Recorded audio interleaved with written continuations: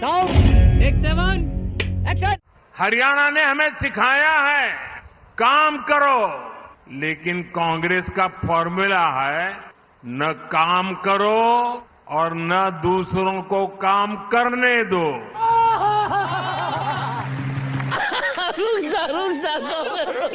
तो भैया सुना, मोदी जी कह रहे हैं कांग्रेस की राजनीति केवल झूठे वादों तक ही सीमित है और कांग्रेस का फार्मूला है ना काम करो ना करने दो। लल्लन भैया, ये मोदी जी बिल्कुल सही कह रहे हैं, क्योंकि कांग्रेसियों ने ही इनका हाथ पकड़ रखा है, वरना अब तक सबके खाते में 15-15 लाख होते और पढ़े लिखे युवा भट्ठे पर ईंट न ढोते।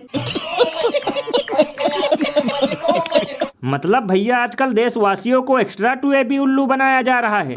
लोकसभा चुनाव में चिल्ला रहे थे मंदिर मुसलमान भैंस, और हरियाणा के चुनाव में चिल्ला रहे हैं सिर्फ कांग्रेस ही कांग्रेस। अभी तक विपक्ष वाले डेली इन्हें 2-3 किलो गालियां ही देते थे और अब इन्हें काम भी नहीं करने दे रहे।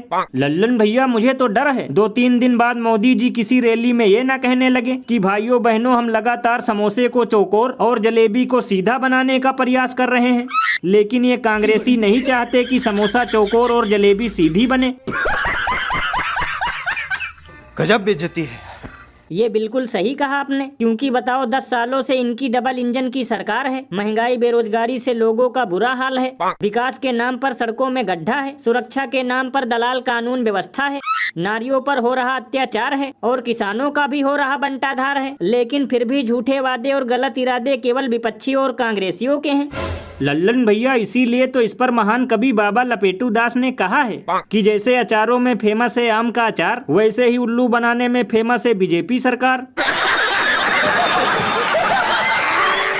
और अभी तो रुको, क्लाइमैक्स अभी बाकी है। और बड़ी खबर यह है कि इजराइल किसी भी क्षण ईरान पर अटैक कर सकता है। इजराइल ने ईरान के कुछ ठिकानों को लॉक कर दिया है।